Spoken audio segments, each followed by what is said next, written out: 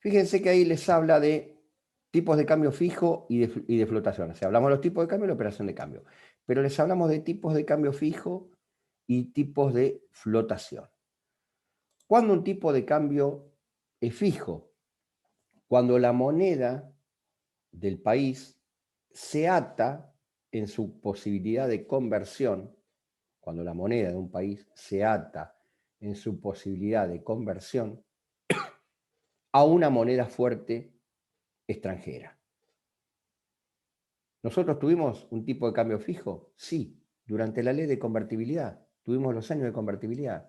Hubo un instrumento legal propio del régimen económico de la República Argentina que estableció que la moneda argentina se fijaba en relación fija y no variaba con la moneda norteamericana. Había una relación fija de tipo de cambio fijo, atado al dólar.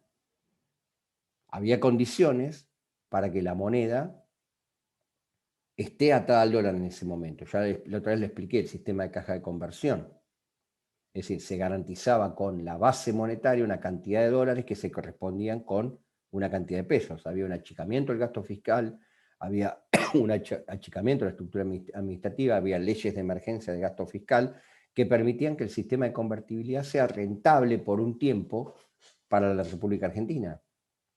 Bueno, ahí se dio un tipo de cambio fijo. El tipo de cambio fijo, insisto, se ata la moneda propia de un país a una moneda fuerte del extranjero y mantiene una paridad permanente. Es un sistema de convertibilidad fija.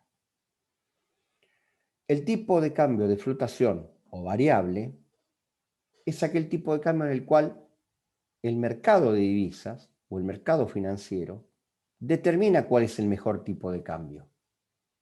La moneda fluctúa, no está fija, no tiene una relación de convertibilidad directa. El tipo de cambio variable o de flotación es aquel tipo de cambio que se fija por el mercado de divisas. La compra y la venta de la divisa fija la relación de cambio. Y ese tipo de cambio variable o de flotación puede ser de dos tipos. De flotación sucia, se lo llama, o de flotación limpia. En el sistema de tipo de cambio de flotación sucia hay intervención del Estado, porque el Estado tiene un interés, en función de la competitividad de la economía, de mantener el tipo de cambio en un cierto rango. El Estado comprará o venderá, intervendrá en el mercado para mantener el tipo de cambio. Flotación sucia. Si la República Argentina quiere que el dólar baje, ¿qué va a hacer? Va a vender parte de sus reservas. Entonces el dólar bajará. Si quiere que el dólar suba, no venderá. Eso es un tipo de cambio variable o de flotación, sucia con intervención de la autoridad estatal. El tipo de cambio variable o de flotación limpia o sin intervención de la autoridad estatal se da cuando el mercado actúa libremente y el precio de la moneda se fija en función de la oferta y la demanda de esa moneda. ¿Qué pasa con el dólar blue? ¿Por qué sube y baja permanentemente el dólar blue? Es un tipo de cambio variable, es un tipo de cambio, es un mercado marginal, es un mercado ilegal. Pero fíjense cómo varía los movimientos del dólar blue. ¿En función de qué variables se mueve el dólar blue? ¿Se les ocurre alguna variable? La demanda. Muy bien. ¿Y la demanda por qué se da? Mayor o menor demanda. ¿Cuánta gente quiere comprar? ¿Y por qué? A ver, hay De más acuerdo dinero, al hay más Por la dinero. confianza. Exactamente. Todo lo que están diciendo está muy bien. Hay más dinero en la calle. ¿Yo confío en el peso? No. Entonces, ¿qué hago? Lo vuelco a un activo que me dé mayor confianza, el dólar. Si voy al dólar oficial, que tiene un valor fijado por impuestos también, puedo comprar hasta $200 y me quedo con pesos. Pero si puedo comprar, hoy que están casi parecidos los valores, puedo comprar más, no me voy a quedar con los pesos. Entonces voy a comprar dólares en el mercado paralelo o en el mercado negro.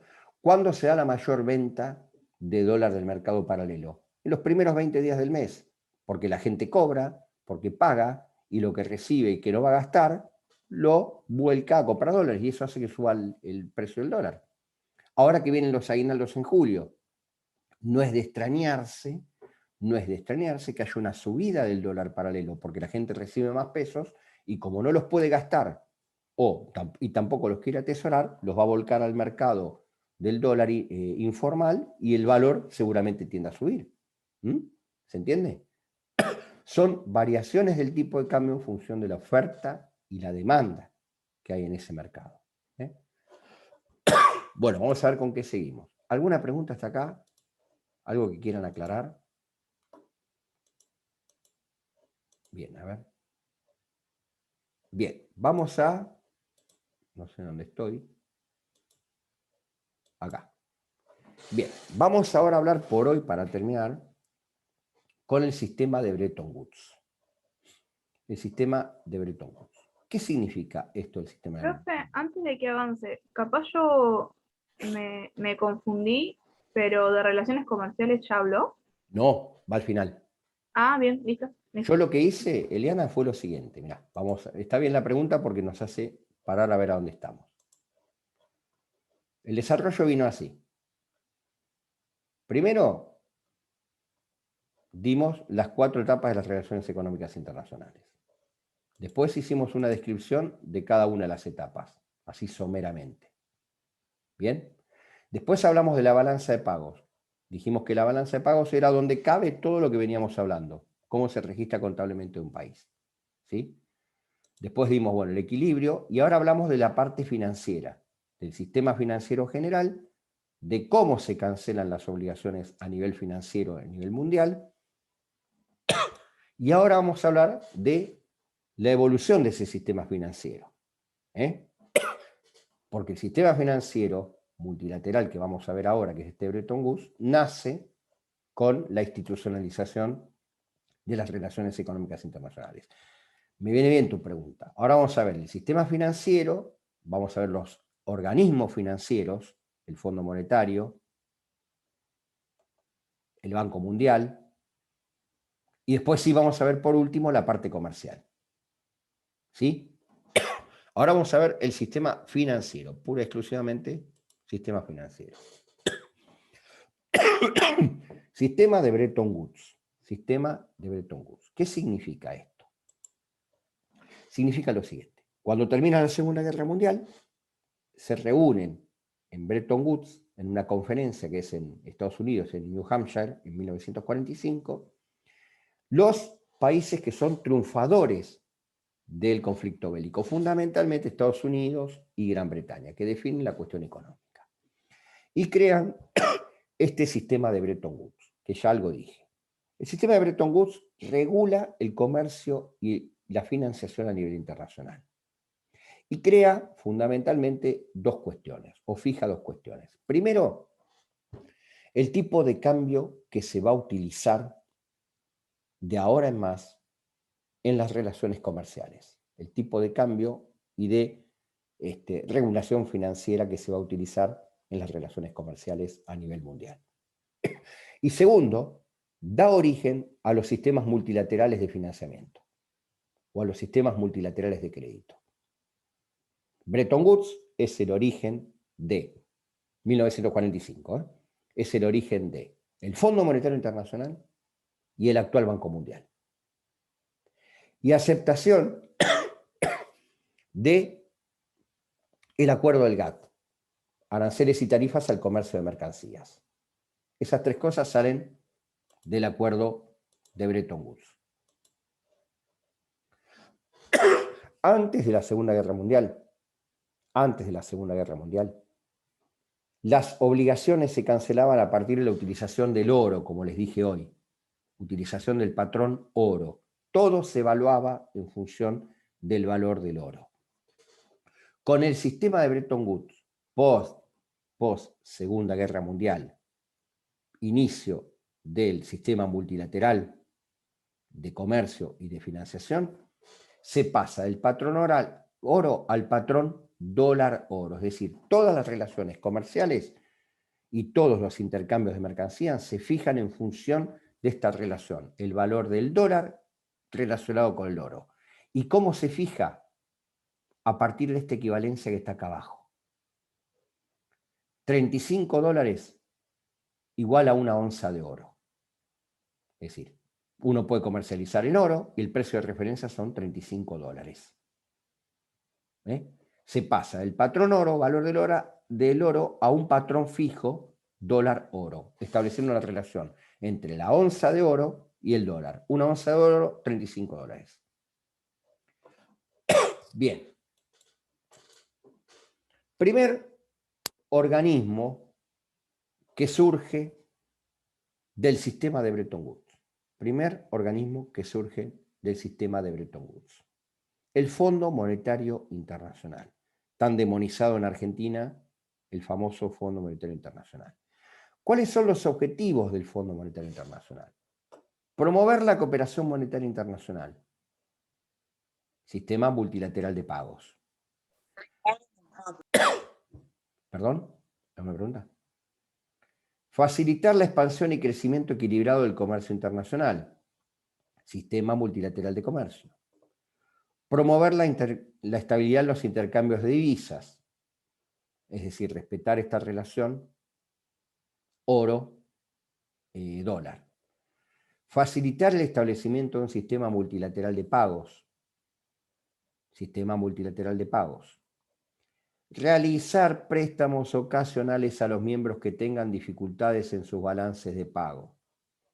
Repito, realizar préstamos ocasionales a los miembros que tengan dificultades en su balance de pago. Repito, realizar préstamos ocasionales a los miembros que tengan en su balance de pagos algunos problemas. ¿Cuál es el objetivo? Bueno, ¿cuál es el objetivo fundamental del Fondo Monetario Internacional? Prestar plata. ¿Cuándo? Cuando el país está en estado de necesidad, o sea, cuando lo necesita. ¿Cuándo? Cuando tenga dificultades en su balance de pago. Muy bien. Déficit comercial, claro. Muy bien. ¿Se respetó eso? Prestan a diestra y siniestra para... ¿Qué dije hace 20 minutos cuando hablé del balance de pagos? Que el equilibrio del balance de pagos se podía sostener o se podía dar cuando hay un déficit en cuenta corriente o en balance o en la cuenta de capital, por dos formas. O por echar mano a las divisas o a las reservas propias que tengo, o al financiamiento. ¿Y el financiamiento dónde lo obtengo en ese caso? Del Fondo Monetario Internacional. ¿Puedo pedirle plata al Banco Mundial en esta situación de déficit transitorio del balance de pagos? Sí, pero te No, cobran mucho más interés, ¿no? No. En los únicos casos en los cuales el Fondo Monetario Internacional puede y debe prestar dinero a los países es cuando los países tienen un déficit transitorio en su balance de pagos. Está establecido en la Carta del Fondo Monetario Internacional. Está establecido en la Carta del Fondo Monetario Internacional. Que Argentina no lo haya cumplido es otra cuestión. Ha habido una culpa concurrente con el fondo que pidió a Troche y Moche y el fondo le prestó. Declaremos nulo el préstamo, profe. Si fuese tan fácil. Pero se entiende, de la única manera en la cual un país puede recurrir a préstamo del Fondo Monetario Internacional es cuando registra un problema transitorio, temporario, circunstancial en su balance de pagos. De otra forma, no puede recurrir al fondo. Tiene otros miles de organismos multilaterales. Tiene el organismo del Programa de Naciones Unidas para el Desarrollo, tiene el Club de París, tiene el Banco Internacional de Reconstrucción y Fomento, tiene préstamos privados del Banco Mundial. Pero al Fondo Monetario solamente se puede recurrir cuando hay un problema en el balance de pagos. Argentina abusó de esa postura. Y el Fondo Monetario convalidó esa postura, porque el fondo tendría que haber dicho que no. Por eso cuando se cancela la deuda durante el gobierno de Kirchner con el Fondo Monetario, uno de los argumentos que se utilizó fue el de la culpa concurrente. Está bien, yo fui y pedí, pero también me la prestaron. También me la dieron la plata. ¿Se entiende? El límite de los préstamos del Fondo Monetario está dado por esto, por esta característica de los préstamos. Cuando yo tengo un problema en mi balance de pagos, y ese balance de pagos Tiene un problema transitorio temporario, no es estructural. Si fuese estructural, tengo que ir a otro lado. Si yo quiero hacer cloacas, una carretera, un puente, no puedo ir al Fondo Monetario. Y el fondo no me tendría que dar el dinero. El problema es que se abusó de esa postura. Martín, ¿querías decir algo? Sí, no, un comentario sobre este tema que yo quiero pensar que cuando se pidió el primer préstamo al fondo, se lo pidió pensando en que la situación económica era transitoria, la dificultad. Pasa que después se terminó. Lo que se pensaba en algo transitorio se extendió en el tiempo, después se terminó pidiendo un préstamo para pagar el préstamo anterior y ahí se generó el círculo Y vicioso. sí, vos cancelaste el préstamo en el año 2003, 2005, creo que canceló Néstor Kirchner. Y después se volvió al Fondo Monetario. Se volvió a pedir y se volvió a pedir y se volvió a pedir. Y no se pidieron préstamos cortos, se pidieron préstamos larguísimos o grandes, de mucho volumen. Después vamos a ver el tema de la deuda argentina y vamos a ver cómo operaron los préstamos específicamente por el fondo. Pero lo que quiero que tengan en cuenta es esto, solamente se va al Fondo Monetario cuando hay un problema en el balance de pagos, no en otra situación de deuda del país, no en otra situación de crisis financiera. Para eso hay otros préstamos. Argentina ha hecho mano a todos los préstamos, lógico, todo lo vive por haber. ¿Estamos de acuerdo? Pero tengo entendido que el Fondo Monetario es la única entidad que le presta a Argentina porque en las otras Argentina está mal visto por morosa en el banco, en París y en todos esos grupos. Por eso el fondo es como que es más accesible. Sí, en realidad está visto mal en todos lados, porque esto es una cuestión de que surge de solo leer un diario o una revista. Pensar que la mayoría de los organismos multilaterales de crédito están en Washington, es decir, hay 10 cuadras de diferencia de uno y otro. Y cruzar información no es nada difícil. No hay que ser mono para saber que la banana está podrida. Esto es así de simple y sencillo. Hoy en día es muy simple. Pero lo que quiero que ustedes tengan en claro es cuándo tendría que intervenir el Fondo Monetario. Vamos a ver ahora cuál es el mecanismo del préstamo, porque hay un mecanismo para pedir un préstamo. Bueno, están las funciones del fondo. El Fondo Monetario Internacional tiene tres funciones principales. La función de supervisión, la de asistencia técnica y capacitación y la asistencia financiera. La función de supervisión, ¿qué significa? Que el Fondo Monetario supervisa permanentemente las cuentas de sus miembros. Es decir, hace un análisis mediante emisiones de cómo va funcionando la macroeconomía o el funcionamiento de la macroeconomía de sus países miembros. Por si estos tienen que pedir algún préstamo, ya el fondo viene supervisando y viene controlando cómo se van desarrollando las economías de los países miembros. Consecuencia de esta función de supervisión es la otra función, la de asistencia técnica y capacitación. El fondo brinda permanentemente asistencia técnica y capacitación a sus miembros en función de las políticas públicas o las políticas macroeconómicas que desarrollan los miembros. El fondo puede aconsejar y decir, no uses esta política porque va a ser perjudicial en tal sentido, o utiliza esta que puede ser beneficiosa. Es decir, hay una función de asistencia técnica que es permanente, que puede ser a pedido del país o puede ser brindada por el fondo directamente, y hay una función de capacitación. El Fondo Monetario tiene con sus países miembros, aquellos que forman parte del fondo, aquellos que pagan la cuota y aquellos que suscriben préstamos, una atención permanente de supervisión y capacitación. Segunda función importante del Fondo Monetario. Pero la función más importante, la tercera, es la que se conoce como función de asistencia técnica, asistencia financiera. Es decir, la asistencia financiera es la que se pone en marcha o que se debería disparar al momento en el cual el país tiene un problema en su balance de pagos. Ahí se dispara la famosa asistencia financiera. ¿En qué consiste la asistencia financiera? La asistencia financiera es una relación entre el fondo y el país que solicita el préstamo. ¿Cómo se da? Se da de la siguiente manera, o con los siguientes pasos. Primero, lo primero que dispara la relación con el fondo es que el país tenga un problema en su balance de pagos, problema transitorio. Entonces va al Fondo Monetario y eleva lo que se conoce como carta de intención. Desarrolla lo que se conoce como carta de intención. En la carta de intención, el país expresa a las autoridades del fondo la necesidad de contraer un préstamo con el Fondo Monetario para atender a un problema X, que debería circunscribirse o limitarse a dejar de lado esa situación de incongruencia o inconsistencia temporaria en el balance de pagos.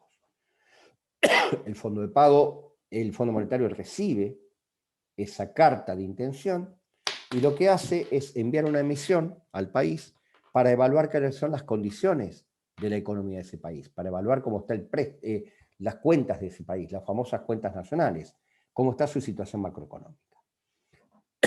Una vez que el fondo determina eso, la situación macroeconómica del país, convoca al país, redactan lo que se conoce como memorando de entendimiento o memorándum de entendimiento. El memorándum de entendimiento firmado por el fondo como por el país constituye el documento que da origen al préstamo. ¿Qué se fijará en el memorándum de entendimiento? Primero se va a fijar el monto que se transfiere o el monto del cual dispone el país para solucionar su problema temporario. Segundo, lo que va a fijar es la forma de pago, cómo va a pagar o cómo va a desembolsar el país en cuanto a montos, plazos, intereses, etcétera, etcétera, etcétera. Y el tercer elemento fundamental que se incorpora al memorándum de entendimiento o la carta ya con el préstamo otorgado es la garantía de pago. Pregunto yo, ¿cuál sería la mayor garantía de pago que puede establecer un país como para garantizar, vale la redundancia, la obligación de pago ante el fondo? ¿Qué podrá ofrecer un país? En términos macroeconómicos. La Patagonia. Bueno, Las reservas. las reservas no. Las reservas van a entrar ahí, vos te están faltando reservas, Julio, así que mucho no puedes ofrecer. Claro. ¿Qué término macroeconómico o qué elemento macroeconómico dirá el país? Yo comprometo tanto de mí, tanto para pagar. Porcentaje del PBI. Exactamente, PBI. exactamente. La garantía fundamental que ofrece todo país para cancelar la obligación del fondo es un porcentaje del PBI. Porque ¿qué manifestaba el PBI? El PBI manifiesta el crecimiento de un país, la riqueza de un país. Entonces, si yo crezco un 8%, voy a destinar un 2% de ese crecimiento, de ese 8%, para cancelar mi obligación con el fondo. Lo general, o lo más utilizado, o lo que más se estipula, es que la garantía de pago esté dada por los valores del PBI del país. Es la mayor garantía que puede ofrecer un país al Fondo Monetario para pagar. Pero bueno, la función financiera expresa eso. Esperen que la tengo acá en una diapositiva. Acá. Ahí tienen cómo se aprueba el préstamo, fíjense, las distintas partes. No, me fui. Acá. El país tiene una dificultad financiera, solicita el préstamo, carta de intención. Las autoridades del país y el personal técnico acuerdan un plan de recuperación económica que será respaldado por un préstamo del Fondo Monetario, es decir, ahí está la famosa misión, acá también. Presenta el plan el directorio ejecutivo y respalda la concesión. Y el directorio ejecutivo aprueba el préstamo y se efectúa el desembolso. Acá está la carta de intención, entre estos dos está el memorándum de entendimiento y la aprobación del memorándum de entendimiento. Es decir, ahí está cómo se conforma el plan ante el Fondo Monetario Internacional. No quiero avanzar porque son las 4. ¿Alguna pregunta hasta acá? Vamos a seguir con esto la clase del miércoles que viene. ¿Alguna duda, alguna pregunta? Discúlpenme si estuve un poco discontinuo, desconexo, pero estoy todavía medio